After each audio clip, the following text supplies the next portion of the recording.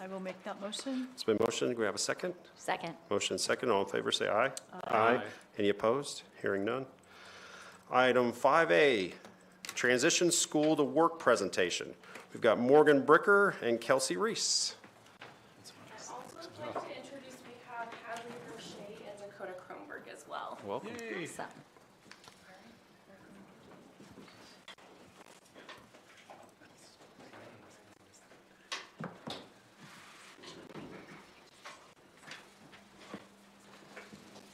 Nice, Morgan. So what is TSW? So TSW stands for our Transition from School to Work program.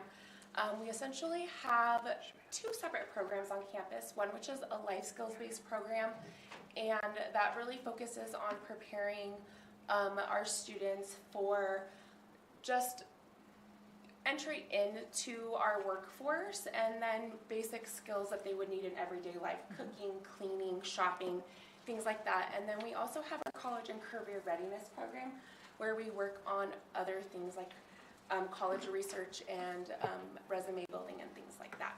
So Morgan is going to start us off by talking about his experience with the life skills program. Thank you, Ms. Reese. So what we've basically been doing in TSW is sometimes we've been doing vending. Well, we collect money for Special Olympics. We also been going to the mail room and delivering the mail to the Prescott faculty. Super. Nice. Also, we are learning life skills such as cooking, which basically help us learn to cook without anybody. Sometimes we go grocery shopping, which once again help us learn to shop by ourselves. Now, I haven't been doing laundry with TSW, but we do laundry, which help us learn to clean our clothes by ourselves. Nice. And lastly, we have budget and paying bills, which helps us do our taxes and That's great. paying our bills by ourselves. Sir. Very good. Yeah, so laundry, we really try to help our local teams on campus, and so we've been washing the baseball team's uniforms for the start of the season. Nice. And then with our budgets, they get to do some local, we do grocery shopping, so which is part of budgets. Do we have enough money to buy the items on the list? But also, we've gone on a couple field trips and have some in the future where they have to learn to be able to budget to purchase a meal at a restaurant and things like that as well. Great. Very cool. All right. You want to talk on the next slide? Fantastic. Thanks, Morgan. Great job. He's the nicest kid. I know. What we do in TSWs are like all the field trips we go to. So some of them were like, one of them was like vet stuff, because I used to want to be in vet, Okay. but I changed that now, and Which is okay. yeah, and like helping other, like going to going to like old folks' home to help them dine, like eat and stuff, Nice. and serve food to them. I don't know what else. Yeah, we had some guest speakers. One was for the YC, how to log into it, and the other one was for picturing, whatever it was called. I think so. Yeah, so Great. we like to bring in guest speakers as well that kind of talk about things that we're learning about. So we're getting ready to do a budget unit, and so we have a local bank coming in to talk about opening a savings account and the pros and cons to credit cards and things like that, all things that they need to know. And then also property management company who'll come in and talk about what students are going to need to be able to get an apartment and live on their own or with roommates. And then, Hadley, do you want to talk about some more of the college and career? Thank you, Kelsey. I can, speak firsthand. I have had tremendous help figuring out what I want to do for college. Being a senior in high school, it's scary. You don't know what you want. You don't know what you're going to do. But, they will go over everything with you. They'll go through every college you want to go through. And, they help you. We've done multiple things and assignments on, just how to build a resume, how to apply for college, how to, like it says, self-advocacy, how to, speak up for what you're good at. And, when you're applying for a job after you do college, they help you plan all of that out. Everything it gives you a really good foundation in what you want. And, it takes off that, box of uncertainty for me personally. But, Super cool. yeah. And Morgan, you want to share photos? So lastly, we just have some photos of some of the things that we've done in TSW that Morgan would like to share. Oh, cool. Nice. So in this photo, we have Kenny with just one of our students doing the laundry. And in the next photo, we have a guest speaker at the library that I went to. Yeah, from Yavapai College, talking about the Disability Resource Center and Oh, the yeah. different things that are available for our students when they go over there after graduation.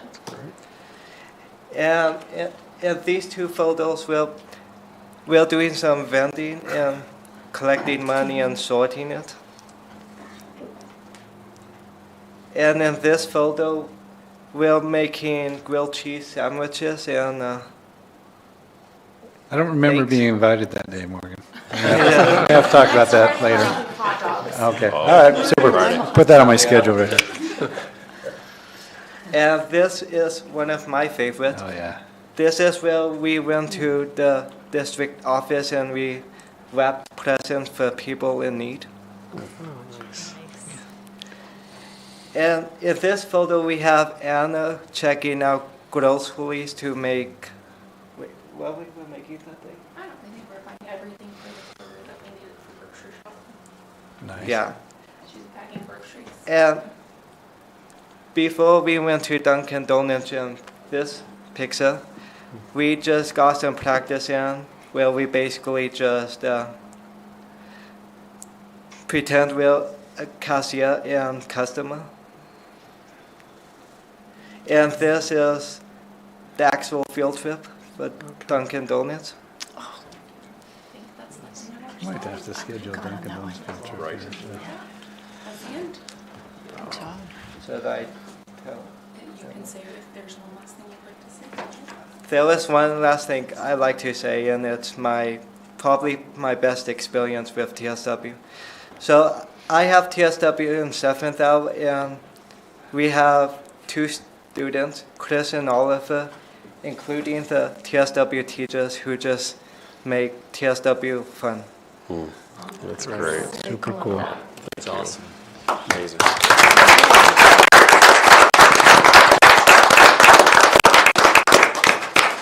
Thank you guys so much for letting us present. Thank you so much for coming to present to us. I know that it's really hard to present, well, I know. It's really hard to present to a whole group of adults being a teenager, but you guys all did an amazing job. And these opportunities are insanely important to talk about because these are what help us in the real world. I know from my personal experience and the experience of my peers that a lot of time in school, it's really hard to go because you don't see a point, you don't see any of the life skills that you need for the real world. So these courses are very beneficial, and obviously they're helping you guys. So thank you for coming, and you guys did a great job. And I would just like to comment on how impressed I was with all three of you. With your self-confidence coming up to speak to a group like us, it can be a little bit overwhelming, and you all three handled it extremely well. I'm proud of all of you. Great job. Good job. Thank you. Yeah, I've followed Morgan's life pretty regularly. Every time your dad pulls me over, and I get a little update on you, and I know your mom and your grandpa well, and it was great to watch you guys and to learn from your experience. So thank you for coming. If I might, we've had a TSW program for several years. Even if it weren't required by law, this is an opportunity we'd want to give our kids. And so That's nice, but we've just never had it as organized and as beneficial for students as we have. So I just really want to compliment Mrs. Reese on the great job that she's done and our students in coming. There are certain things that happen outside of board meetings and in board meetings just make me swell with pride as a superintendent. This is one of those times. We're sure proud of you guys. Thanks for being here and sharing the experience you've had that's helping you get ready for your next stage of life. That's terrific. How many students do we have in the program? We have 30. 30, perfect, Wow. thanks. Wow. Okay. Amazing. That's impressive. Very impressive. To grow it. Yeah, for sure. That's great. Good deal. All right. Love it. Great. Thank you all. Guys, Thank so you, much. guys. You are more than welcome to stay or leave. yeah. It is, I know it's a school night, and so. Sure, they all want to stay. Moving on to item 5B. Is Chief Bonnie here? Yeah, don't see may her I? yet. Is she So I got a text from Chief Bonnie this morning. There were 3 officers who were supposed to come and present about particularly the new facility dog that we've got at Granite Mountain, and then some other aspects of our partnership with the Prescott Police Department. Chief Bonnie woke up super sick, and then one of the other 2 presenters had to be away at a training in a unexpected manner. So she said, "Is there any chance we could do that next month?" I said, "I think we could probably do that." So we're going to strike that from the agenda this evening with your permission and with my apologies. No problem. Well, I met the dog at church this weekend, so it's a pretty special dog. My softest fur, I don't, all the kids must love it, and so, it's great. Okay, yeah, so next month, we'll move that on. Great. All right, moving on to item 6A, summary of current events. Mr. Tennant. Okay, super. Are we good on that? I do. So I'm just kind of in the groove most days, doing whatever's on my to-do list, but every once in a while, Sarah pulls me back into reality, and she told me, I don't know, a couple of weeks ago, maybe right before the break, "Hey, Clark, did you realize that that January is Governing Board Recognition Month?" And I said, "No, I had no idea at all. I'll be honest, I didn't have the first clue." I was at Granite Mountain yesterday. It turns out yesterday was National Shortbread Day as well. So there's a whole number of things, but this seems a little bit more important than National Shortbread Day. So Sarah showed me some examples of things that other school districts had done with kiddos thanking their board members for their service. And so we went around to a handful of schools between the 2 of us, got some video clips that we want to share with you if we could. And Sarah put this all together. Thank you, school board. Thank you, school board. Thank you, school board. Kid in the front was reluctant, frankly, but. And now wave. That's Spanish. Thank you, school board. Thank you.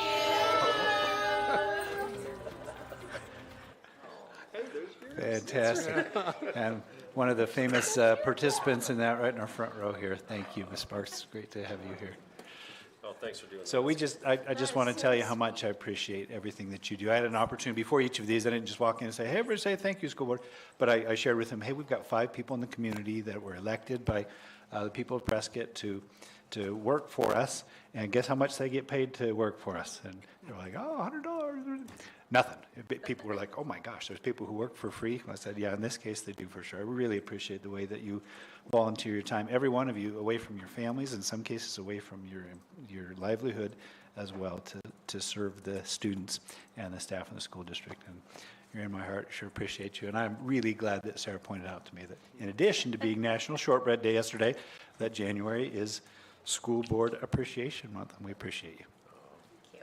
Thank you, Sarah.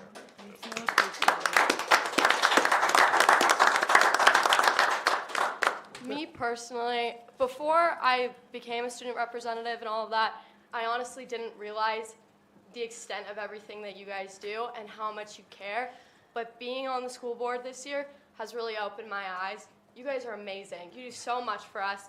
You always prioritize the kids, and I just think that you're amazing people overall. And thank you for everything that you do. Thank you for being on with us this evening. So we'll, if it's okay, Sarah, can we share this, what's it called? Is it Canva? the Canva video clips with you, so the next time somebody chews you up and down about something they think you did wrong, you can pull that back out and say, nope, there's at least these kids, except for clip number 3, the kid right in the front, but everybody else was sincere about that. That's wonderful. All right. Is that it? That's it. Well, that's it for that, and then we've got a handful of current events, I think. Okay. Yeah, that was actually, we just kind of inserted that. That was a little surprise. So Morgan talked about one of the things that our TSW kids have been able to do recently, and again, we're trying to give them sort of real-life experiences, things that they might do, right? Everybody's got different abilities and things that they're shooting for after high school, and these kids are getting real-life experiences, like you said, and things that are going to be important to them, their own life skills, but as far as career preparation as well. Before the break, our grants department, and particularly our coordinator of, oh my gosh, special populations, I think we call her, Judy Stencil, worked together to, was it 100? I was going to say 155. Sarah's got the number right up there. There were 161 different students in various families, probably 100 families-ish represented all together, who shared with us through one venue or another that they had some needs at the holiday time. They weren't going to have a typical holiday that a lot of us are able to enjoy.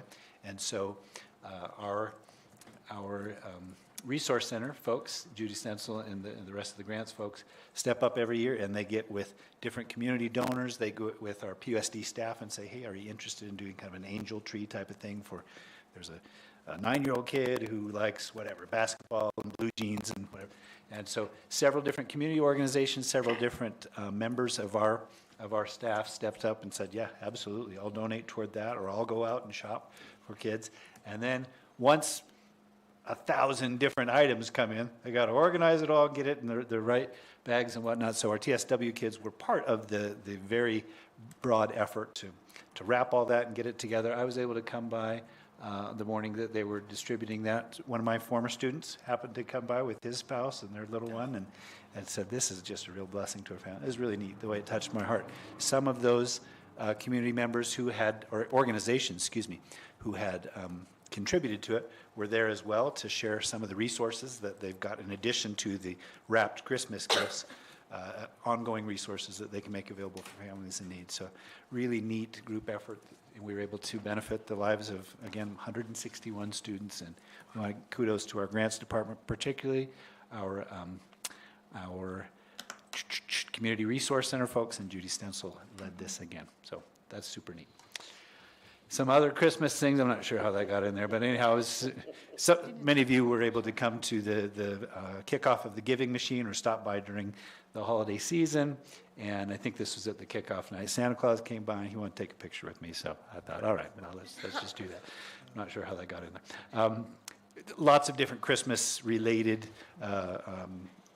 celebrations and whatnot at the various schools. One of the traditions we have, as you probably know, is our kindergartners from our school district bus over to Mile High Middle School every year, and the Mile High Band, along with a reader, a guest reader. It's Mrs. Howdigi, Ms. Howdigi, who's one of the English teachers at Mile High. She read The Grinch, How the Grinch Stole Christmas, and the band played along, between different sections of the reading, some of the Grinch music and whatnot. Super fun, a great tradition for everybody. No, you're fine. That's great. Super.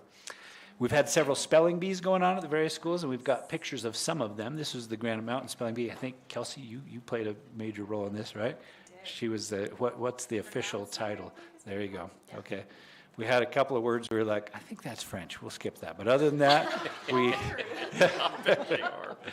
but we had some great spellers there, and you can see our winners there. So congratulations to those folks. And the top 1 or 2, Kelsey, do you remember, go on to the county level? Top 1. Top 1 from each of our schools will be able to compete on the county level. Here are our entrants from Mile High Middle School and our winners there, Marlo and Corey.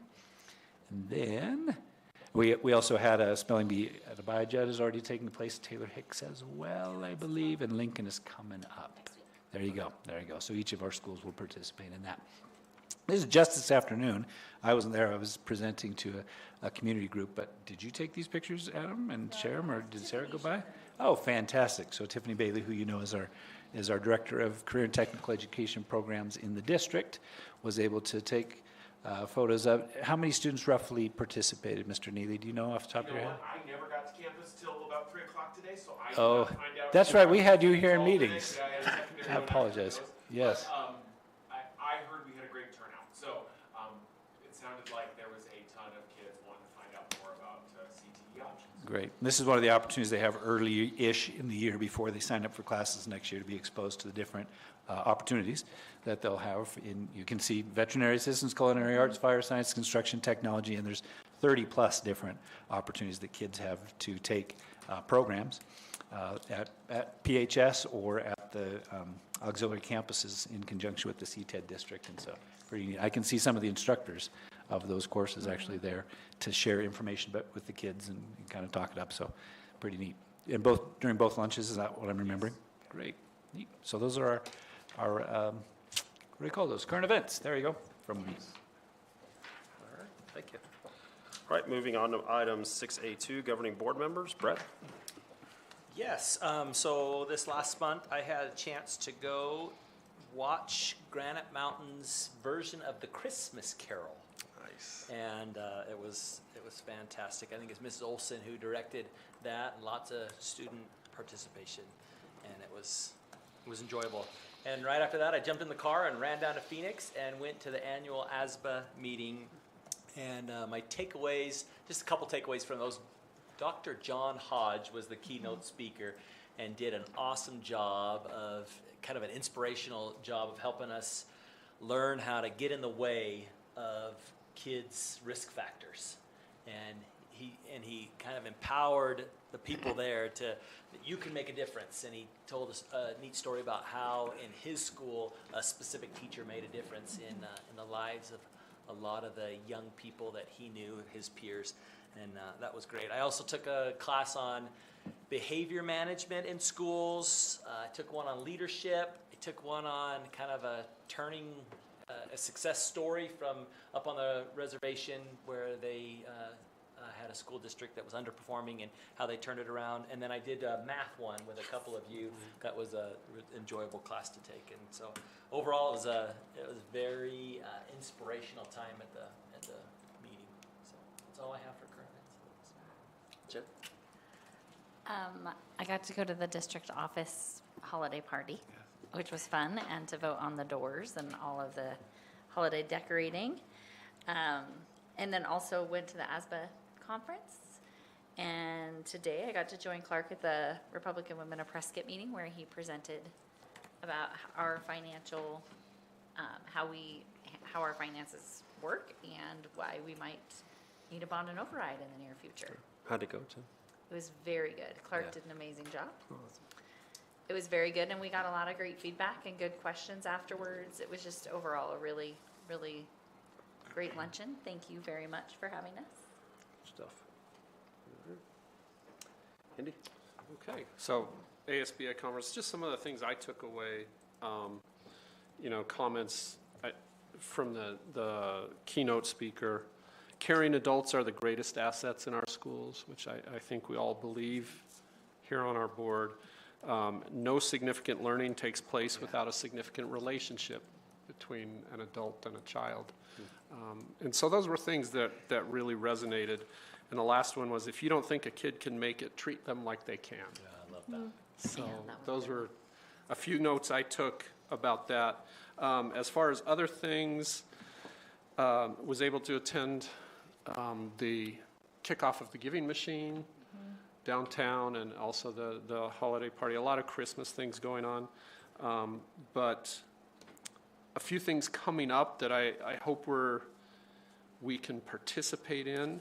And I'm going to later, I know this isn't the time for it, but later I'm going to ask that maybe this be an agenda item that we could have someone present to us. But ASBA is offering an advocacy day on March 3rd, where we'll have the opportunity to go to the state legislature and work with our elected legislative people. And they're hoping to get many board members to attend that. So I know it's difficult. It's a work day and all of those things, but they will have a format for us. They are looking at one topic, which will be the facilities issue that we can address with them. A lot of that based on the lawsuit that was recently decided but is under appeal. So if in the future, when we come to future agenda items, that will be one thing that I think I will ask about adding.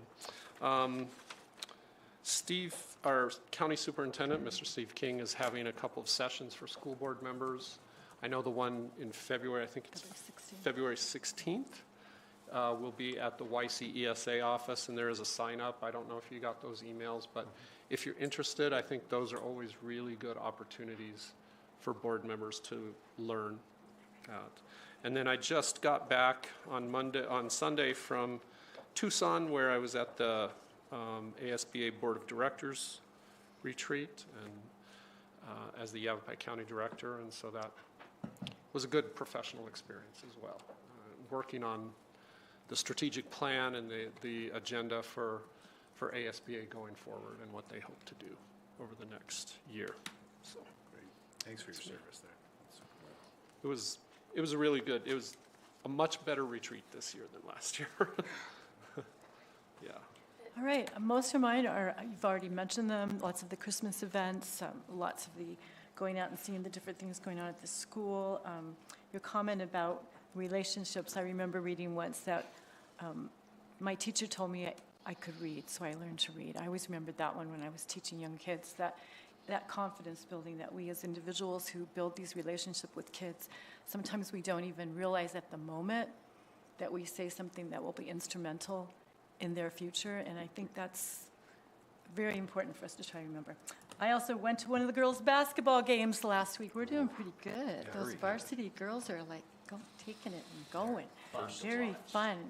And one of the things I enjoy most about athletic events at the high school, it's our high school, our only high school, and it's not only do we have parents and kids there, we have grandparents and people who are retired and people who went to Prescott High and just want to come back and see what's going on. It's just like, it reminds me of that series, Friday Night Lights. Do you remember that one where it's just the town event? So I always get a kick out of going to those and just seeing people that, you're here at the basketball game? Do you have a kid? No, we just come to the basketball game. It doesn't really matter. It just makes my heart sing. That's it. I didn't have much going on. Well, I did have a lot going on, but it's been said. Giving Machine, great event. I mean, and how did that go overall, Brett? What'd you say? I didn't get the final numbers, but I appreciate you all for coming and supporting for the kickoff. It was a great deal. And then Lincoln Christmas caroling, like they do every year on the south side of the courthouse steps. It's just tremendous that they walk down there and sing Christmas carols. You know, that's a neat event. And then everybody from the local businesses come out and whatnot. And I think people are really floored when they come out there, or even if they're just walking around, that this is a public school doing Christmas carols in the middle of downtown. Is pretty tremendous, and it's a great feeling that we still do that, and Halloween and everything else that march around the square. So, or the plaza. I've been reminding it's not a square; it's a plaza, right? So, anybody ever corrected you there? At all? It's not a square; it's a rectangle.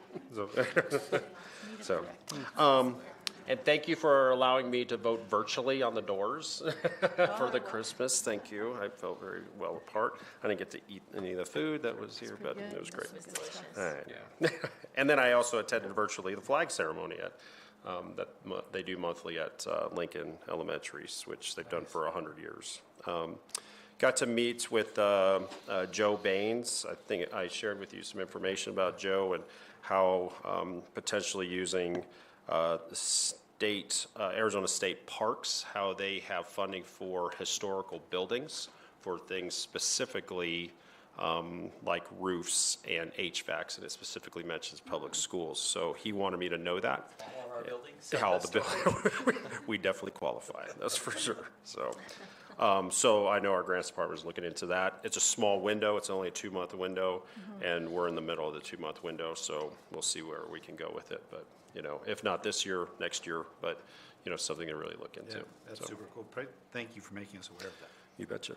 All right. Then, Shay, what do you have for us? All right, so yesterday there was a boys soccer game against Camp Verde, and they lost, unfortunately. But there's also a boys basketball game yesterday against Queen Creek. They also lost, unfortunately. But the girls won, and won 82-17. The girls basketball team is amazing, phenomenal. I know a couple of the players. Some of them are my friends, and they're amazing. personally. Addie Prisciandero, she's a baller. She's the leading scorer, right? That's how you say it, Prisciandero? Yes, She's unbelievable. Prisciandero. And she came from Ashford or something like that? Kingman? Yes. Unbelievable. Glad to have her. And Bella Apt, I think she's the first woman in our history for basketball that has scored 1,000 points, which is also amazing. They're both amazing. I know them both personally, and they're just, and they're really great students. They're just impeccable. A couple weeks ago, on December 18th, we had for National Honor Society, we had the Stepstone party where we had a couple foster kids come in, and we just spent time with them. We had Santa come in and open presents with the kids, and that was amazing. And then also S Club, which for those who don't know, S Club is a part of Sir Optimus International, which is a women's organization just based on uplifting women. And we went to Walmart on December 17th to buy gloves for men and women for the 5 and 2 soup kitchen, and that was amazing and great. And then we also have a meeting tomorrow for S Club where we're making holiday cards, well, New Year's cards for Evergreen Village, which is currently the place I work. But yeah. No, it's great. Thanks, Sharon. Nice. All right, moving on to item 6B, community comments shared with governing board. Brett?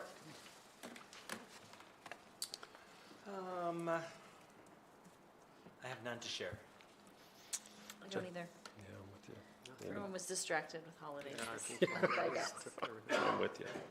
Yeah. Nothing. All right. Wow, that's a first. I think that is a first. So, We should have It's a Christmas busy more time often. of That's year. what I will publicly apologize to the Viajudd PTA because I have not moved forward with the polls we're talking about. So Mindy, please tell them that I will follow through with this. Okay, thank you. Perfect. That's the only thing. Okay, moving on to the consent agenda, item 7A. Are there any items on the consent agenda that anybody would like to pull or highlight? I would like to pull the 7A2, the approval of the donations. I'd like to just recognize them independently. Great. Can I pull 7A1, certified and classified personal actions as presented? Okay. Any others? Okay. I'll take a motion to approve the consent agenda minus item 7A1 and item 7A2. So moved. Moved. Do we have a second? I will second it. Motion moved and seconded. All in favor say aye. Aye. Any opposed? Hearing none. All right. Item 7A1, consider approving the certified and classified personnel actions. Brett, did you have something you want to? Yes, as I looked through there and considered, all the work that especially Andy Binder does, I just wanted to just take a minute, just 15 seconds if I could, and recognize him for the good work that he does. This is a big job, and I have a little tiny business in town with a fraction of the employees, and it's the hardest thing I do. There was a couple of times he brought us in or sent us an email this month to keep us up to date on a couple of the personnel changes, and I wanted to let him know that I appreciated that, and I love his organization. I know it's a difficult job, and I think he needs to be recognized for it, and I wanted to take this opportunity to do that. Awesome. Hear, hear. here, here. Thank you very much. I appreciate it. Appreciate you. Tomorrow is National HR. Let's put together a video. I'm sure it exists. We'll bring shortbread. Yeah. All right. And then let's move on to, let's. 7A2. Do I do a motion on one of them, or I gotta do a motion on both, right? You can do them at the same time or Okay, separately. we'll do either way, that. either. Okay, then Jane, item All right, 7A2. it's longer this month. I'm assuming it's the end of the year, and maybe people are getting their Arizona tax credits, but I'll go quickly. So most of these are cash or check donations. Our first one from Joanne Bodner for $50 to the Winter Wellness Fair. Clark Tenney, $240 to the FRC Giving Tree. The Arizona Community Foundation, $5,000 to the Prescott Mile High Scoreboard. That's pretty cool. Which Mile High Scoreboard? Yeah, we got 2 new scoreboards Yes. in the 2 Yep. gyms there at Mile So High. James and Leslie Hinton, $500 to the Granite Mountain Character Education Program. Frontier Rotary, $1,300 for our elementary summer school program. Asbate, $1,000 for the wellness program. First Congressional Church, $755 for Discovery Gardens. Nice. Next Star Media, $500 Prescott High School Athletics. Carol A. Hubert, $300 for Prescott Mile High Character Education. Prescott Pop Symphony, $750 for the Granite Mountain Piano Tuning, which would easily cost that, if not more. Alice Kring, $500 for Discovery Gardens. Board of Supervisors of Yavapai County, $250 to the Prescott High School Art Program. Hometown Ticketing, $475 and odd cents for the Prescott High School Auto Club. Yavapai Regional Medical Center, $200 for the Prescott High School Choir. Teresa Leek, I'm not sure how to pronounce that, $400 for the Prescott High School Choir. $500 for a donation of an electric guitar and amplifier for the Prescott Mile High Jazz Band.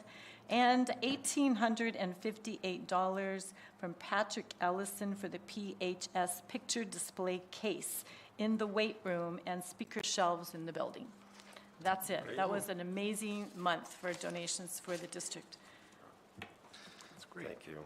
Amazing. I'll take a motion to approve items 7A1 and 7A2 of the consent agenda. So moved. Motion, do we have a second? I'll second. It's been motion and second. All in favor, say aye. Aye. Any opposed? Hearing none. Moving on to item 7B, study and voting sessions. Do we have one called public? Called public? Okay. Normally, I would read a big, long statement. I'm not going to read it today, but we do have one speaker, Mr. Mel Roop. Mr. Roop, how long do you think I can give you 3 minutes, I can give you 5 minutes. What would you like? Either one. Either one? Okay. That's your pleasure. Well, we'll listen to you, and I just won't listen. stop you. How about that? You can take the podium if you like. You betcha. Appreciate the opportunity to meet the board. This is my first board meeting Well, welcome. of the school board. I'm here because the press has been doing their job and telling what's going on here. And I saw some articles a while back that said that they're thinking about doing a bond measure and talking about maybe an advisory committee for that. And I'm here to throw my hat in the ring to be a member of that advisory committee. In my professional life, I worked for 3 different school districts. The last 2, we passed major bond measures easily. A lot of work, but easily. My last job, I was assistant superintendent for facilities and property for Simi Valley Schools in Ventura County, California. We had 29 campuses and 21,000 students. The bond was for $145 million. And we had a lot of support from our Citizens Oversight Committee, we called it. And one of my jobs was to help them along. And that's real important to have that kind of a committee throughout the process and involve as many people as you can in the process because they're what votes for it. My last job before I retired, I was assistant director in facility services for San Diego Unified. That was quite a job. We had a bond measure. We had 170 schools and 138,000 students. Oh, it was quite a job. My job was to evaluate all the facilities needs, which obviously took a big team to do that. I didn't go to all the schools personally, but I had people doing that for me. And for the 170 campuses, we had major improvements to the existing schools, some of them very old. And we also needed some new schools, and part of my job was to do facility analysis for the best sites for those new schools, elementary and middle schools. That was part of it. The bond measure itself was for $1.51 billion. That's B. And it passed. A lot of people did a lot of work to make that happen. The key, I think, in both cases, we involved the community a lot. We got as many people as involved as we could, and we met them face to face after we did our homework and we knew exactly what our facility needs were. We went out to several of the high schools and had large public meetings, and I had presentations made exactly what we needed at which campus. And that's, I think, what did it. We met with them face to face. My first recommendation would not be to call them on the phone. Most of them will probably hang up on you because they're busy. But get out there face to face and meet with them. The key to both of these, I think, was knowing exactly what our needs were at every campus and presenting it to the public at large.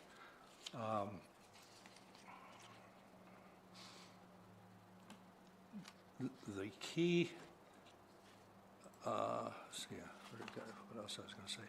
And I had, one of the things I had to do was prepare cost estimates for all of these projects, which was extensive.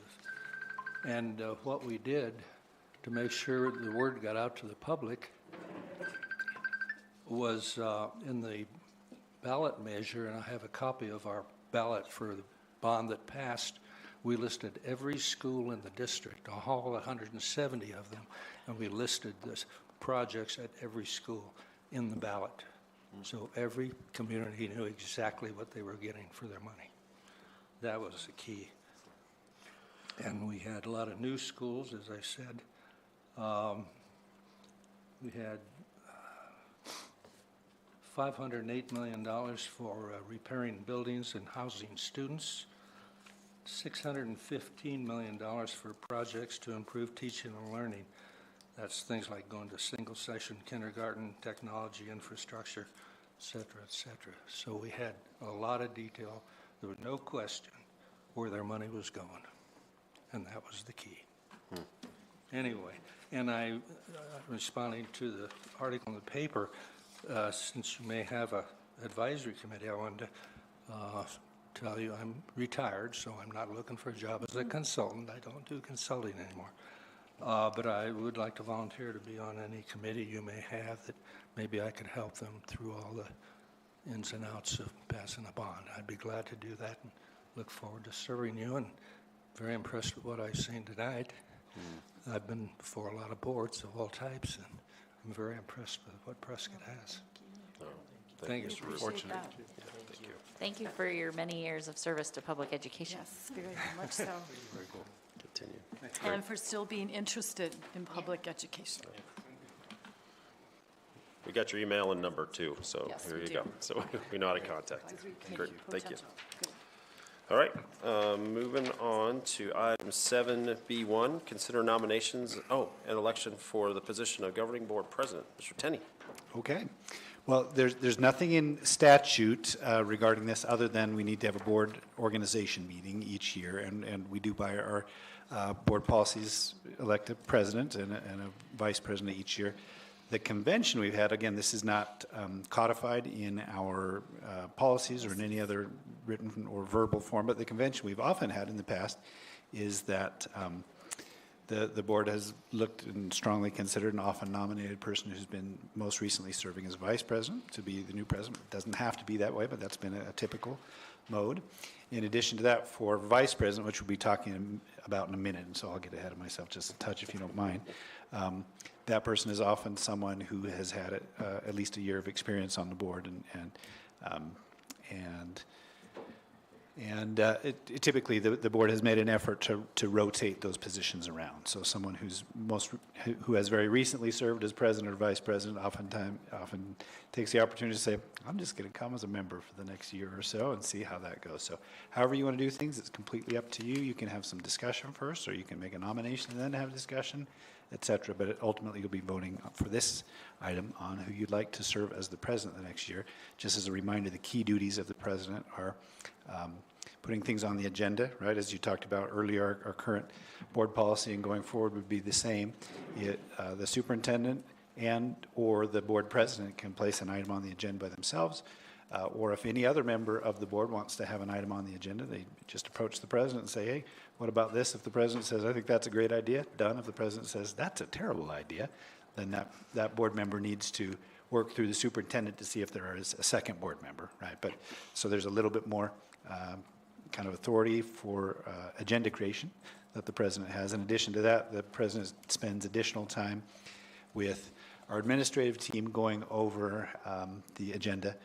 Each time we have an agenda review session that Stan's been involved in for the last couple of years beforehand. We usually have our student representatives. Mr. Neely often joins us, and Sarah and Andy and I at least will get together and look at what's coming up and make sure everybody's on the same page with that. So those are some of the key responsibilities that the board has. Again, there's no set convention for that, but there has been a mode that our board has often followed in recent years. Any questions about that? I'd like to make a nomination for Ms. Jane Robertson as president. I will second that if nominations are open. Motion and seconded. All in favor, say aye. Aye. Any opposed? Are you opposed? Okay. Maybe? No. I've already voted you in, so I already got too bad, too sad.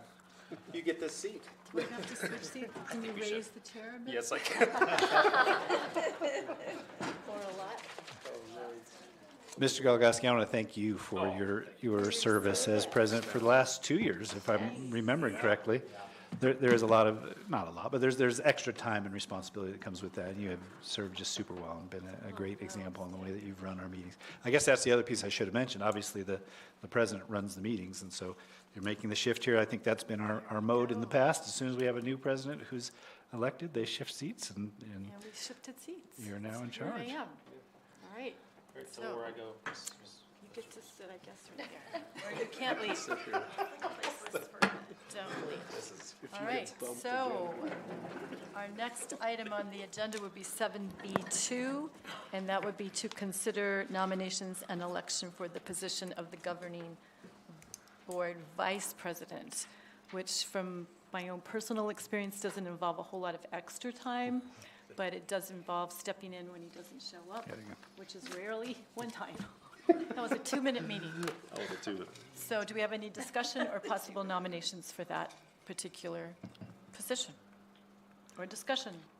I'd like to nominate Jen Bergamini for the vice president.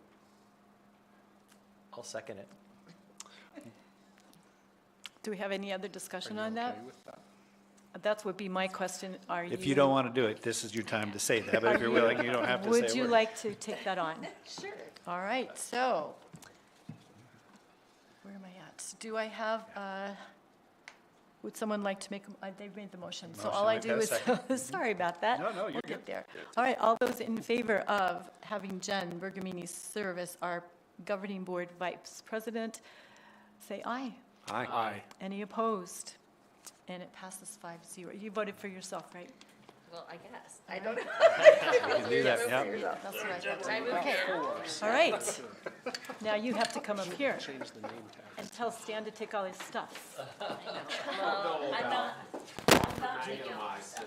Don't take all your stuff. Well, that's, we may have to separate the two of you then. We'll see how this goes. I think Brad said he has to sit by me. You can do a shortened version of that if you're prepared to, but otherwise. I'm not helping either. All right, for our last voting measure this evening, 7B3, we need to consider hiring a bond override consultant to guide the district through the process and decisions leading up to the governing board's vote on whether to place the bond and/or override measure on the November 26th ballot. This consulting services may include demographic research, community surveys, and communication and marketing review and recommendations. Mr. Moore, comments, presentation? None. None. As we discussed in the last board meeting, going forward with a potential bond and override, leading up to the votes, there are consultants that could guide us, including a phone survey, which is the most expensive part of their consultation. Really, we got 3 bids from the business office. All 3 really included 3 components for the board to consider, and each one of them is in the voting item. Really demographic research, that phone calling that just mentions, and then the last is, I can't remember, communication and marketing review and recommendations, essentially giving recommendations to the board for after the vote, going into, in the PAC forms, and we start trying to solicit so they can give recommendations and things like that. The quotes that we got varied from anywhere near 26,000 for all 3, all the way up to 200,000. The 200,000 did go outside of what we asked them from a scope and sequence. They also provided consultation after the vote and being part of that PAC, so the PAC would actually hire them. And then the other one was in the middle. And so really the conversation for us to have and give us advice is whether we think as administration L3 is warranted, really depending upon what size of a bond or an override. I did have a great conversation with our gentleman speaker, who, basically said, if the phone survey is expensive if you're going to push the envelope when it comes to the percentage, and that's going to give you advice to go for a lower one, phone survey, and that cost could, be warranted. If we're kind of looking more at what are we going to be able to pass as bare minimum, that phone survey, I don't know whether it's going to be, hey, we're not even going to try to go on the ballot, or go for the bare minimum, even if they say no, if the survey comes back kind of in the middle. So really the conversation is, do we want to hire a consultant as a whole? I can tell you the gentleman who did present in December was one of the quotes. If we did not do a phone survey, we wouldn't even have to get quotes, because his 2 services for demographic research and then the other communication and advice was under 10,000. Do you have the total figures on that, Brian, with you by chance? I actually grabbed all 3 of the packets, and I actually think it's in the bathroom out there. Okay. So that's I definitely did. one I actually approach. went up to my office, got them. I have no idea where they're at. Could you go in the bathroom and see if my papers are... Mr. Loop, if you want to take back what you're saying about us being professional earlier, you're welcome to. Yeah. Are you sure you want to, volunteer? Have we changed your mind in the last minute? I believe they both, I think the demographic research was the lesser of the 2, but when added up, they both were around 8,000. And in that proposal, the phone survey, and they had different types of phone surveys, and I think it had... See? Assume bathroom. Well, I spent some time in there. Actually, I had it backwards. The demographic research was 4,000, and the communication and marketing review and recommendations was 2,500, so it was under 7, so 6,500. For the polling piece, the polling piece for the gentleman who did present, which still really is the lowest out of any of them. That polling, and it's 400, not to exceed 10 minutes interacting for 400. That's 17,500. And all of them had the same 400 completes, not to exceed 10 minutes. But like I said, the others were extremely higher. The highest was a Texas firm that came highly researched and reviewed online, and then the other one's an Arizona company. So both 2 of them were Arizona, one was Texas. And one is Texas. Okay. But does work all in the western southern area, including Arizona. Brian and I discussed this at some length after we got the bids back, and if you're interested, we've got an administrative recommendation that you might want to consider starting your discussion from, but you don't have to hear that if you're not interested. You'd prefer to kind of just discuss it based on what you've heard so far. So do we have any questions for Brian and or Clark about how we feel about hiring a consultant to help us with the override and bond? Maybe we want to hear what Clark had to say with the numbers. Yes. I always like numbers.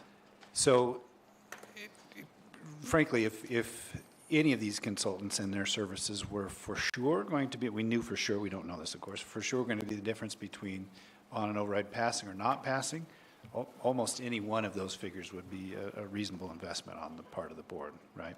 $200,000 is a lot of money, but it's a tiny fraction of what you'd be asking the community for in total. I wouldn't necessarily recommend that. I think Brian and I were on the same page, and correct me if I'm wrong on any of this, Brian. You might want to go for the low bidder. In this case, it's not always in every situation, you know, whether we're getting something repaired or whatnot, the low bid is the best, but in this case, probably so. I would suppose that you'd probably want to consider the demographic information that they're giving, and then the consultancy around communication, et cetera, going forward, that you could potentially hand some of that off to a PAC leader if the board chose to do that. I would think very carefully about whether a poll is worth the benefit of a poll is worth the cost. Like Brian mentioned, your discussions so far have been around really very moderate to low figures for an override, 5, 7, 8%, something in that range, and then for a bond, $15 or $20 million. Both of those are very, very low figures compared to what's typically asked for in the state. The total amount impact on a typical taxpayer is also pretty low. Brian helped us out with some new figures. We got some additional information about a bond. If, for instance, you decide you want a 7% override and a $20 million bond, the total impact on a taxpayer who owns a $650,000 value home, market value home, would be less than $75, just less than $75 a year. That's pretty moderate, and even some of the more conservative people I've spoken with in town have raised their eyebrows at that and said, well, okay, maybe that's doable. If you wanted to go above those figures, if you're thinking, let's shoot for the moon, and you know from our advisory committee and other conversations, we've had some people say, look at what your needs are, and then match the figures to those needs. Don't come up with a low figure that you think the community will accept. That's backwards. Tell us what you need. If you need $78 million to fix everything in your schools, ask for 70. If you're going to do that, I'd recommend that you poll and see if that's going to go anywhere. If you're looking for something really low, it's kind of binary. It's either, yep, people can support this, or no, they can't. Even if the polling came back, people can't be supportive of something low, I'd still recommend, if you're asking me for a recommendation, that you strongly consider placing it on the ballot. We need to try. We're going to be up against the wall financially in the next couple of years if we don't.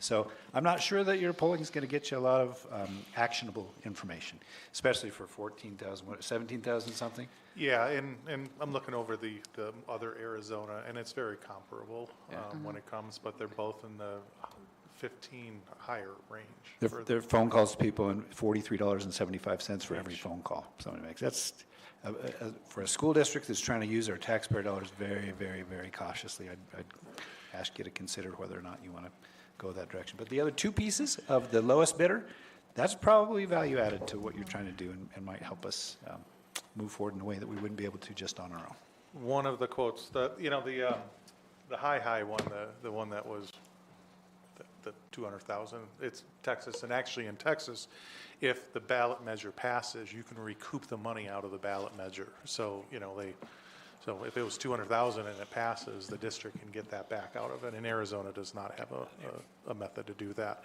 But the other one, besides the gentleman who presented, had their proposal was really thorough. And for example, in the demographic research, the description is at the discretion of Prescott Unified School District, the company can perform an assessment of the district's demographics to better ensure informed future bond and override measures to include a comprehensive review of prior election outcomes, assessment of demographic characteristics within the district, evaluation of voter file data, particularly of parents and employees of the district, review of early voter behavior, and high efficacy of voter lists. So that's kind of what that demographic information would give you. When it comes to the communication and marketing consulting, really the scope is develop consistent talking points, create a branded effort focused on key issues, develop bridge messaging regarding difficult topics, creating and implementing a media editorial calendar. So it really is driving what the PAC will do as a consultant. So those are the two. Developing social media strategies to improve engagement, exploring strategies like email blast, text, phone calls, blah, blah, blah. So Is that portion paid by the PAC then? No, I think I believe it's all preliminary. And so whether it is beforehand with a demographic research or communicating and marketing its information before the vote, and then the PAC would take all of that, own it as information that the district paid for prior to the vote to guide you guys with the vote. If the district does choose to pay for that, it would become public information. Yep. And a PAC or, you know, if there's a group who decided they wanted to organize against the bond, they'd have that information available to them as well. So again, public information, if you choose to pay for that. Can I ask, oh, I'm so sorry. No, go ahead. For just, I think I'm right in saying that we had a consultant for 2013 and for 2020, but not for 2015. That may be the And case. it was the gentleman that presented to us for both of those years. I know Is he's that worked correct? with the board in the past. Yeah, in 2013. 2020 And as well? 2020, or was it, did we have a different, did we have a consultant in 2020? No, we in did not. 2020, and we didn't have one in 2015. We only Okay. had one in 2013. Okay. This might be a slightly dumb question, but for the polling and all of that, why does it cost so much money for that to happen? That would be a question for the company. It's I just probably imagine time it's time spent, but, I mean, you have to, we happen to make phone calls for a living in my business, and we make a lot of phone calls. In order to get 400 contacts, it would be probably 4,000 phone calls at least. But there's technology that makes that go a whole lot faster. Yeah. But also, I agree with our speaker who spoke earlier, who shared about phone calls are very challenging. I mean, if we can't get face-to-face with people, we all know we ignore phone calls, we don't take them when it sounds like it's not something it's not something personal just for me. I'm not gonna stay on the phone. We see that all the time in a business like sales. So I think it is challenging to get the data that we want to get, and you're getting a segment of people who are willing to take the phone call that's not necessarily representative of your entire community, because a large majority of our community doesn't have time for the phone call, isn't at their phone during the day. You know, it's very challenging. And so I agree. I think in our 2015 bond, we were successful because we were face-to-face with a lot of people. And a lot of the a lot. strategies that, that was kind of listed in the scope, so. There really kind of, talking to the gentleman and talking to the other gentleman who presented, if you were saying, hey, we're between a 13%, I mean, really a high cap to see whether we're testing the waters, because 13 doesn't pass, that's as good as zero, you know? That might be worth it in that case. In that case where, hey, we're going to data, push the envelope for 60 or 30, let's test the waters if they'll even consider 60 million. Because if it doesn't pass, once again, might as well have been zero. But I don't see that being the case within our community. I think we present our needs in a thoughtful way and go more bare minimum. What's the survey going to tell us? Not to or do? Right. Yeah. In 2013, we did have the consultant, and we went for the most we've gone for in a very long time, and weren't able to get it to pass. So I don't know that, from what I understand, that may not have been his advice necessarily. So if we to give him a little credit, I don't know that was his advice. Yeah. I've heard that secondhand as well. So I'm not sure what he advised, so I don't know that, but That was 2013? it's hard. And how much did we ask for? Double what we asked for in 2015. We 30. basically cut it in half in 2015. We were 10% bond, right, in 2013. I mean, 10% override and 30 million bond. I've got that data. I'll look it up for you. Give me just a minute. And remember it the didn't pass, override. and we went almost in half, right around that. We were specifically dealing with the sunsetting bond in 2015 and not increasing taxes. So we And I were think at able to that be time it successful was, in that. What's the bond amount, and then after that, what's the override that would make the taxes not increase with a sunsetting bond from 2000, and it turned out to be 15 million and 4.6. That was equal to the bond that was passed in 2000 that sunsetted. Are we being asked to make a decision on who to choose, or are we just being asked to approve the hiring of a consultant? I think that we're asking you if you want to have one at all, first of all. Secondly, if so, which of the three bids you're looking at accepting, and then if you choose to accept one of the bids, which portions of the bid. So it's an à la carte, I think, right? Okay. We don't have to have all and three you haven't pieces. seen the bids, so Right. that would be Yeah. hard to do. But they all had those three components, and it is à la carte. It is, I would just like that demographic information, or So I like there's- the demographic and the research and recommendations. So there's not really a significant difference between the non-$200,000 ones? Correct. Would you like to know the difference between the two? Yes, I would. So one was, once again, Mr. Udall's company. Demographic research for that was 4,000. The communication, marketing, review, and recommendations was 2,500. Put them together, 65. The other one, quote we got was from High Ground Public Affairs and Consulting. The demographic research was a little bit more, it's 5,000. And the communication and marketing consultant was, I believe, 4,500. So 2,000 more than Mr. Udall's company. So 8,500? Yeah, So so if you 90 decided you wanted both of 95. those, yeah. 3,000 6,500 for Mr. And Udall, and, yeah, 9,500 for the, what was For it? high High ground Ground. public There you go. affairs consulting. So that would be the total cost to the district for that service? If you chose those two Those two. services. If we chose between those two? Yeah, yeah. Or And then- 200,000? And then we also need to decide whether we want to do polling, right? Was that the? Yeah, the- That's the so decision. do you want a consultant at all? If so, which of the consultants? And then within that, which of the essentially three types of services, basically, that you'd be interested in? And I do have Mrs. Bergamini, I've got the data from the 2013 override. We asked for 10%.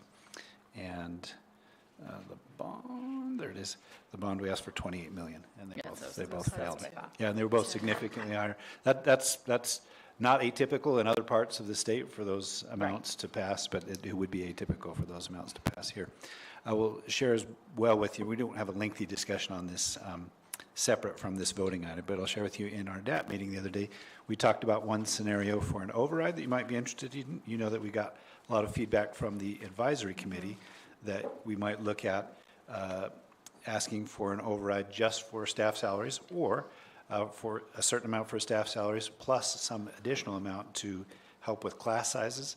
And again, we've looked at the math saying, hey, we want to bring class sizes down across the district. You're looking at 15% and using it all on that, right? There wouldn't be money left over. But one scenario, if you were looking at that 5% raise for staff members that you've discussed in public a few times, you could do that. And if you went for a 7% override, which is still quite moderate, lower than any of the others that we're aware of that have been passed in the state recently, that extra 2% would get you enough money for you to, if you wanted to do this as just one example, you could allocate annually for the 5 years of the bond, and then it would tail off if the bond wasn't renewed.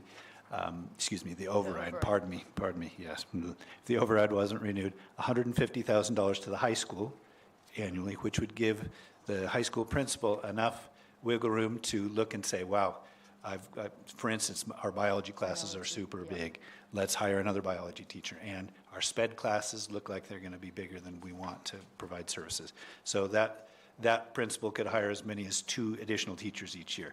Then you could do a teacher worth about $75,000 at Mile High and at Granite and at Abaya Judd, and a prorated portion of that at Taylor Hicks and Lincoln as well for the additional 2% if you wanted to do that.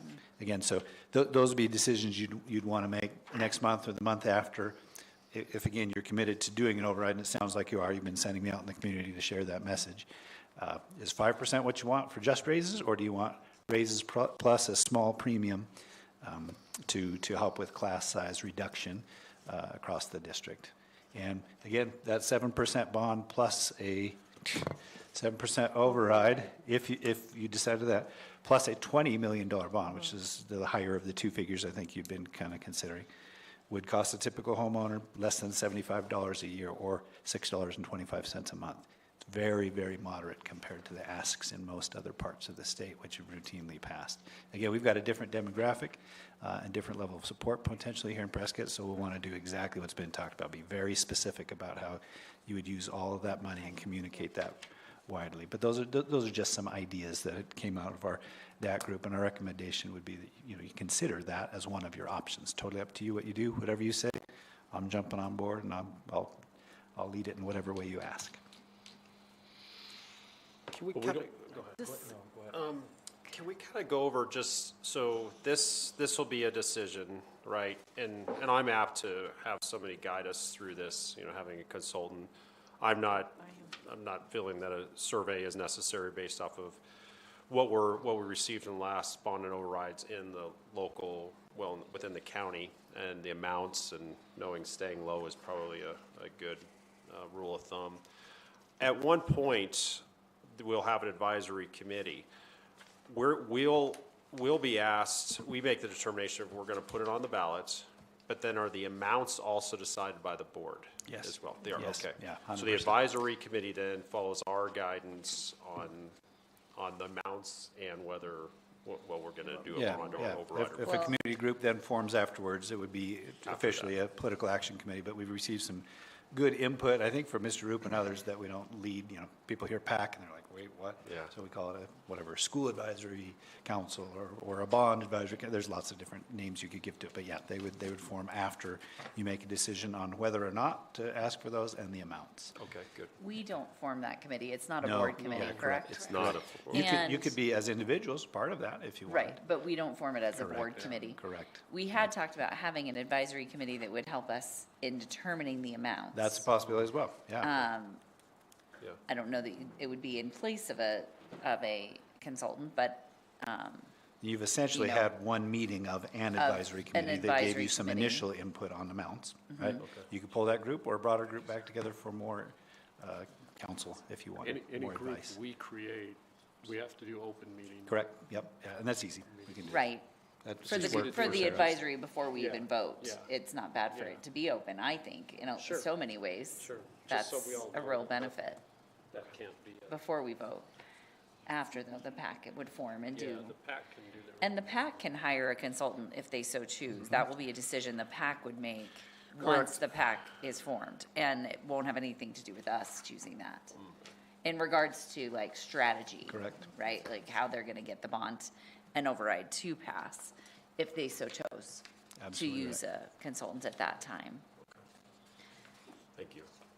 If they feel that the information that, if you decide you want to purchase essentially that information to help with your deliberations on whether or not to and amounts to and some early strategies on your communication that you'll do as a board. Again, you can't advocate for it, but you can share factual information and a consultant could give you some really good parameters around what that looks like in accordance with state law in a way that still allows us to do effective messaging in the community from the district level.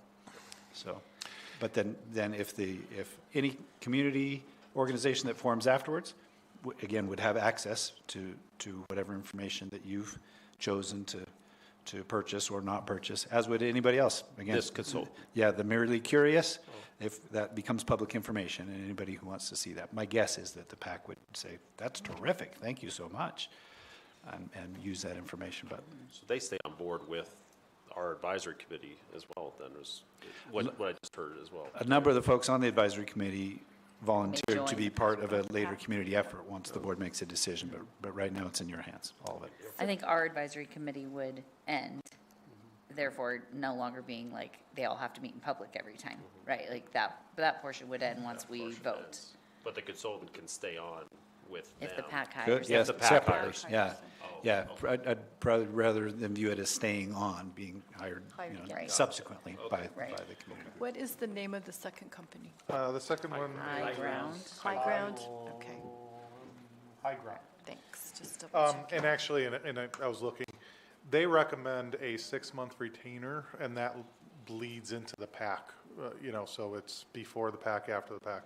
They say a 6-month retainer at the cost of $4,500 per month with the communication and marketing consulting. Per month, It's per month. so that's substantially more expensive than Mr. Euland's. Well, And Paul Eulin's company was 2,500, but it doesn't stipulate per month. For whatever it's worth, I've had the opportunity to ask around to other superintendents and other folks who have been involved with override and bond elections over the years recently.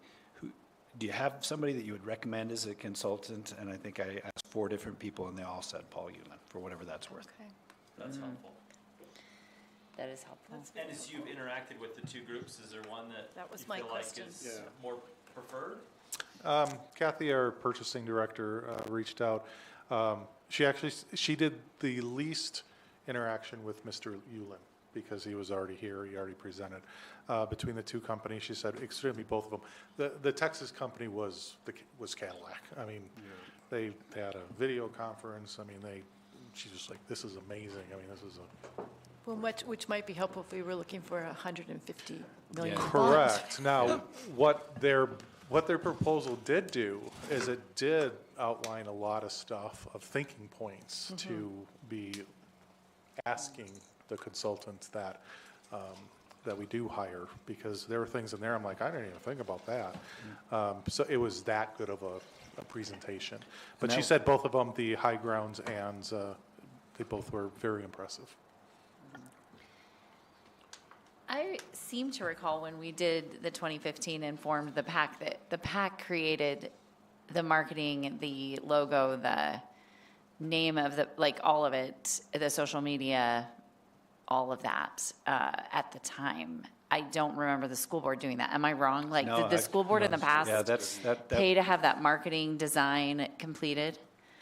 I feel like we did that as a PAC. You're unable to use district resources to influence the outcome of an election. So once you've decided you want to do this, your role as a group is officially over. Maybe I'm misunderstanding the marketing communication role. Maybe I need more clarification around that. Let's see if I can.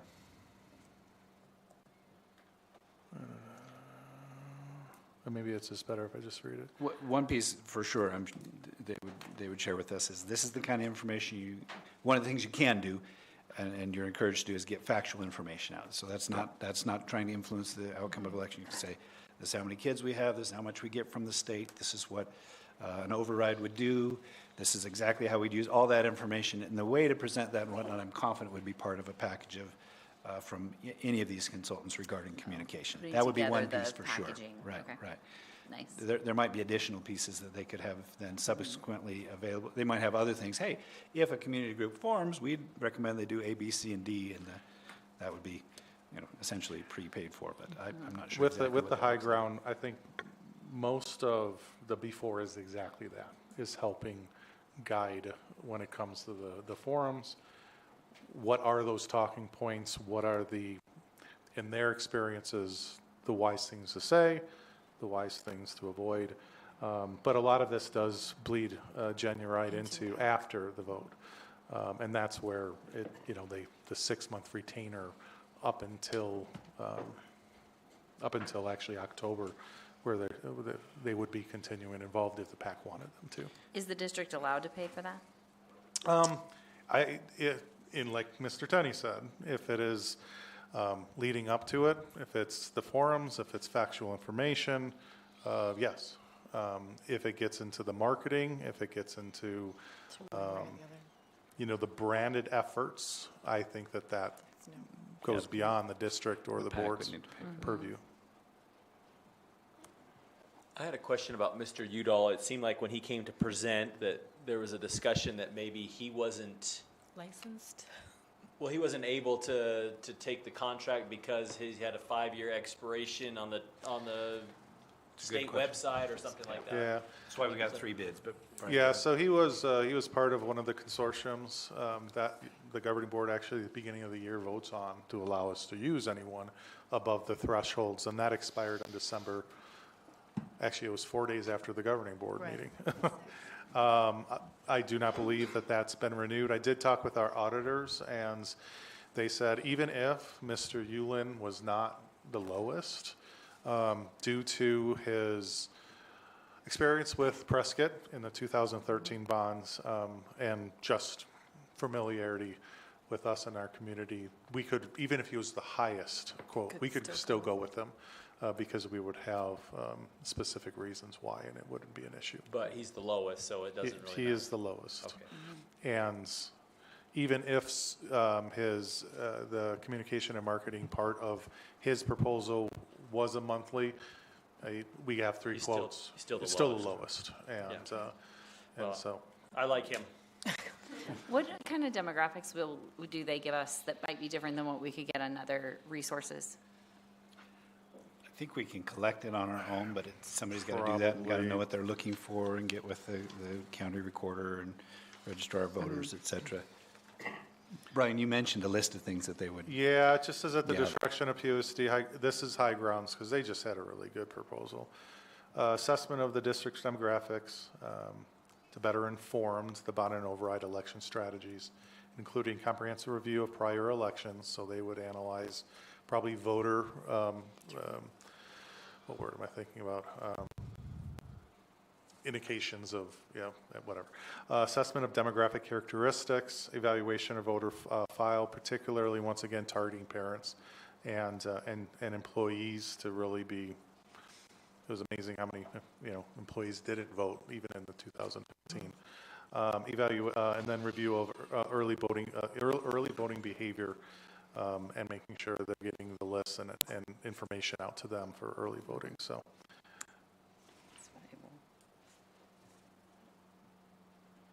Questions, comments, discussion?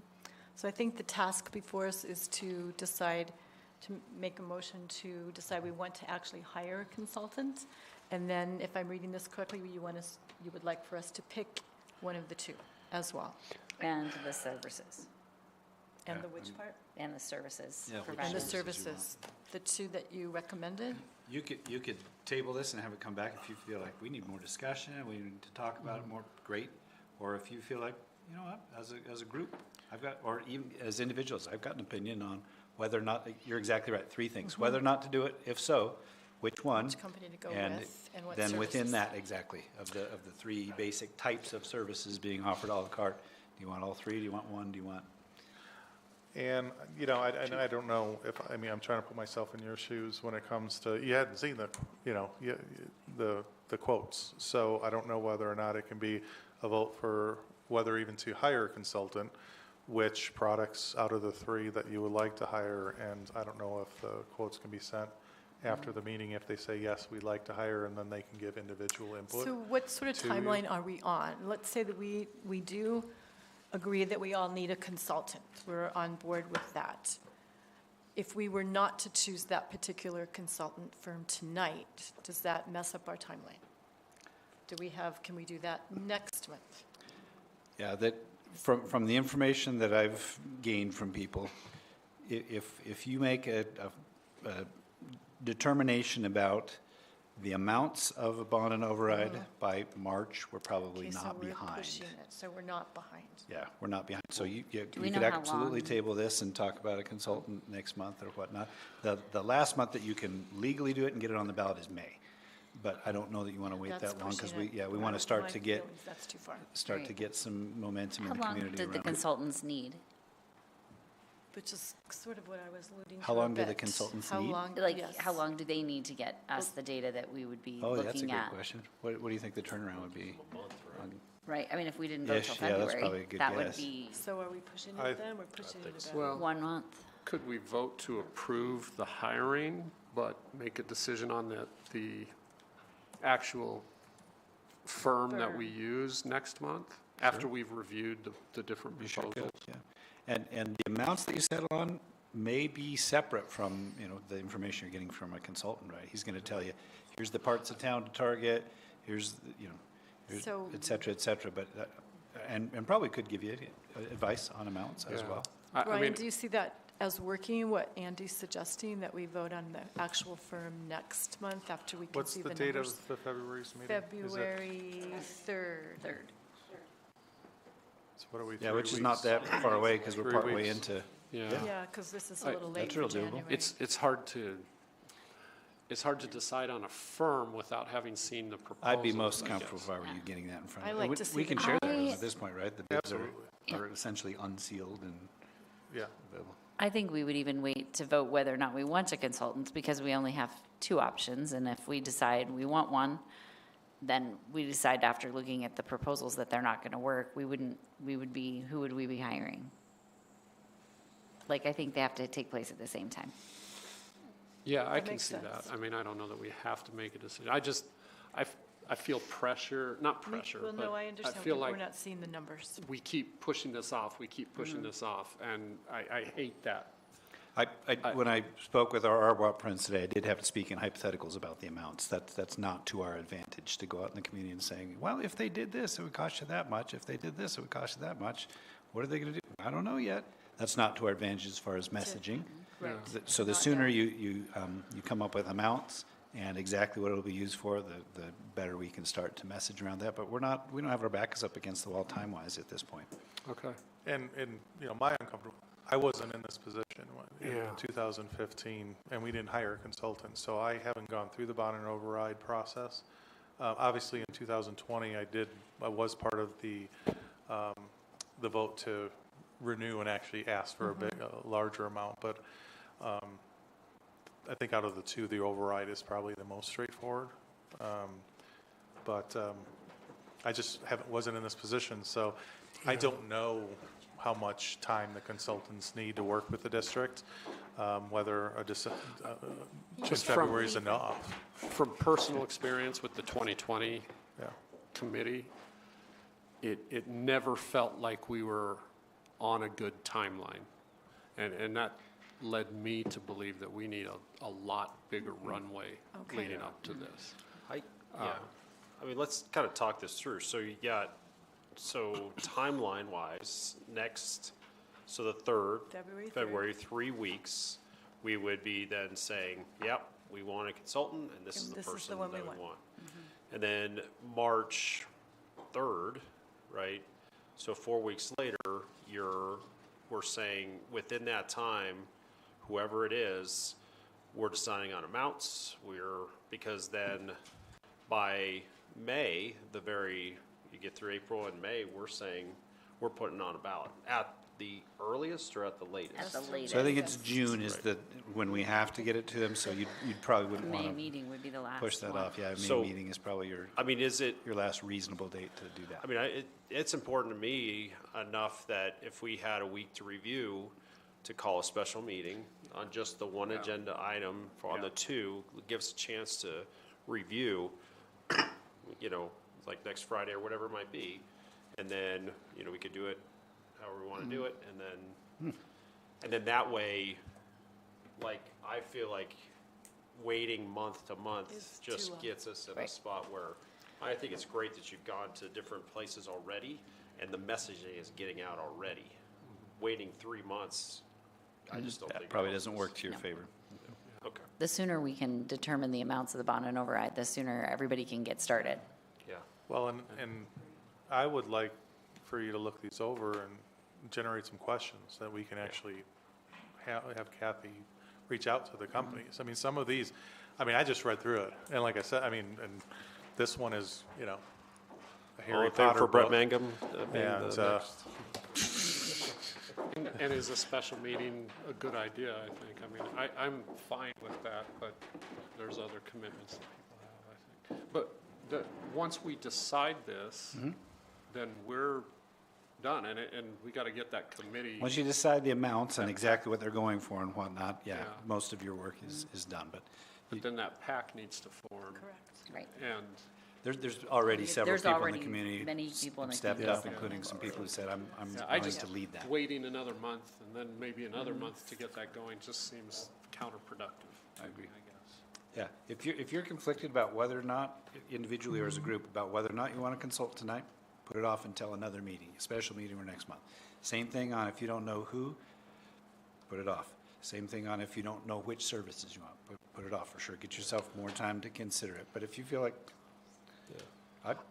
it's, person A for these 2 services, I'm ready to vote. You could do that tonight. I'm not whatever you'd like. conflicted, but I always appreciate what other people are looking Yes, at. That yes. I, specifically Jen, like there's just something to, like money wise, like there's just certain things that I just appreciate what you might be looking at that we may not know if we vote right now.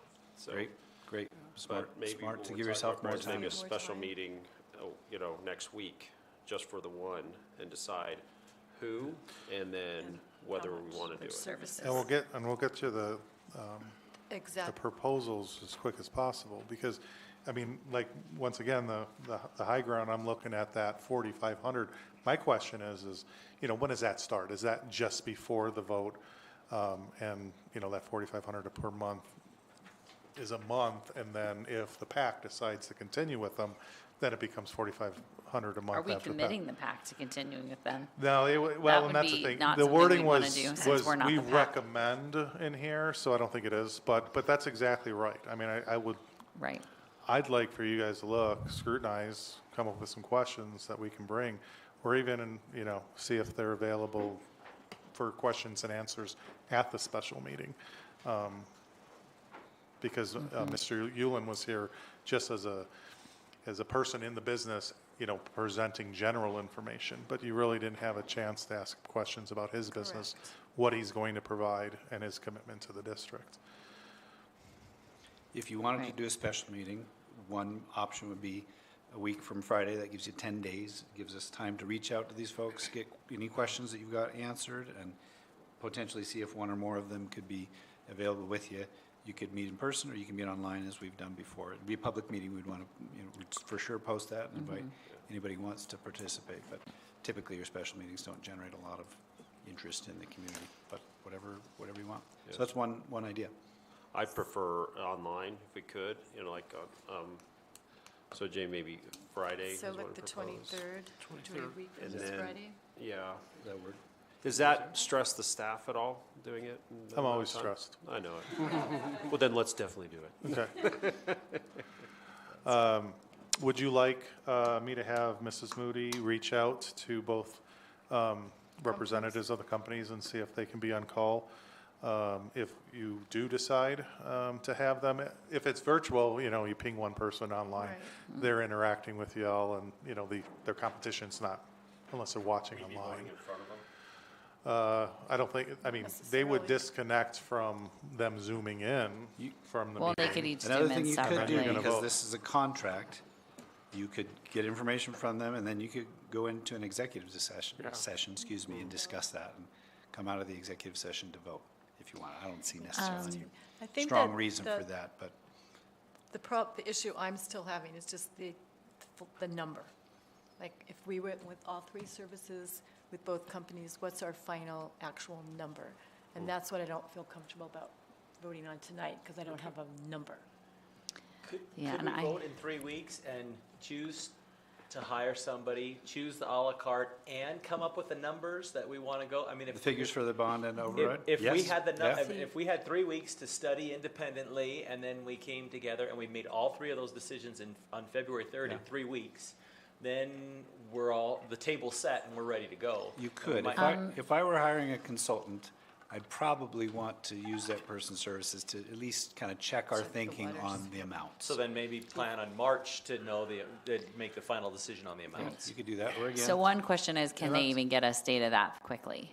And that's the thing. We don't know. Again, not going through the process. It's, for me, my uncomfortable is really, trying to guide, not going through it. That's where the consultant comes in. I mean, that's really, these are great questions. And And we if- have a couple options of people we can hire to answer them. If we don't go with the survey portion, like if we decide that's not necessary, it might be more limited in the guidance we're going to receive as far as amounts are concerned. Right. And the data that we're collecting may be more strategic. It's important data, don't get me wrong. Like, we've analyzed it multiple times in various elections that we've all been a part of. But it might not be as much in determining our amounts as it might be in determining strategy as to what portions of our community need to be reached with our messaging, and maybe what our messaging needs to look like. Right. So I don't know, I could be wrong, though. I don't know what the data looks like. Will that help us determine an amount? Do we know that? I don't know that it Maybe we will. could ask Paul that, Guess like, You'd have somebody who, either with either of the two companies you seem to be most strongly considering, you'd have folks who have done this a lot of times, and you could bounce some ounce off them. But it sounds like the demographic data they're going to provide is not going to have a major impact on the bond and override amounts you ultimately decide on. Absent of a The two of those survey. are probably separate. Again, what if you decide to retain somebody's services, saying, hey, here's what we're thinking, 5% for this and 2% for this, for a total of 7%, do you think that'll fly? You can, what's wrong with having somebody that you've already hired and asking them that question? So I would do that if it were me, but That's I kind don't. of, yeah, that's kind of where I'm landing is let's hire someone and then we can ask them those questions. Yeah. Does that make sense? Hire them for what category? As the consultant for both Like for the categories? 6,500 or for the, Well, do we have to decide when we hire them, which à la carte options we're choosing, or can we? I think so. I mean, you're determining what you're hiring them for, right? Do you want A, B, and C, or do you want? I think if we could see the bid, right, we're gonna see the information. And Brett, what we kind of discussed was just that we don't want to get up against it if we're doing it a month at a time, because if May might be, like, is that too late? When maybe if we know the answers by April, we're already messaging now, like going a certain direction. I don't know, I'm just apt to, like, reconvening next week. Yeah. Give us enough time, I think it's enough time. Okay. Sure. And then we'd we have could more at data- least more get data by good February. questions asked. If we have questions to you by Monday at the latest, you guys could get answers by our Friday meeting. Yeah, and Kathy would reach out to them, letting them know, hey, we're gonna have some questions coming, this is where we're at, so that they're ready. Ask them if they'd be available, if you would like for them to, if it is a meeting next week, individually Zoom in for you to ask questions to one or both. Because, like Jen, I have the same question, at 4,500 when it comes to the communication and marketing. They're just talking about from the time you even start thinking about going for a bond and override up until the election. So I'm uncomfortable what bleeds from district versus PAC, you know? Right. And what can we pay for that is legally the influence we can have? I'd be super cautious about intentionally purchasing things on behalf of a future Correct. PAC. Oh, for sure. We can't use district money for that. Both of them said the demographic specifically is one time. They're digging into our community and voting records and things like that. It's the marketing and communication part that I think is some things that can be done beforehand that wouldn't be PAC material. But until we really say, hey, we really like this person's presentation or proposal, and get into asking questions, whether it's you guys passing them to me and I have them for next week, or we hire them, and really it's going to be, we want to go with you, and then sitting down and talking with them about what does that timeline between now and May look, and then are they available from May until November if the PAC wants. Right. Are we on board? Okay, if I could summarize what I think I hear you saying that we're going to do tonight, is we are going to agree that we do want to hire a consultant between our two firms. We need some, I'm not sure how I'm going to word this, we need some numbers from Brian about what the proposals. We'll send you the proposals And then we tomorrow would consider having a special meeting next Friday, either via Zoom or here, to make a decision on which consulting firm we would like to go with. Does that sound right? I think so. Friday's good for me, I don't know if it's. Friday's good for me, but I would prefer that we wait to even make the decision to hire a consultant until we've reviewed both things. So not make a motion tonight that we're going Just- to hire one. right. Just wait until I don't see any everything. advantage I to don't think there's any advantage to I think that. that's fine. Yep. The negative of Friday that is if you afternoon, decide you anytime want to noon or hire later. someone tonight and neither one of these You work, could choose to then we're table this stuck. until, Yeah, we're stuck having to hire someone we don't even know. is that, All right, what was so I the think 23rd? 23rd is a Friday. Is that potentially workable for each? of you? It does, 12 or later for me. What's an I have ideal no time for you issue. to leave your patients in the chair going, You'd have to go online maybe for a few minutes and leave someone in the chair. I don't think it'll be less than 30 minutes. We think it'll be. Well, depends on how many We questions. talk a long time. Ish, 30 minutes is a good guess. I think that your questions, your discussion will drive Ideal that. time for me would be 2 o'clock. I can do two.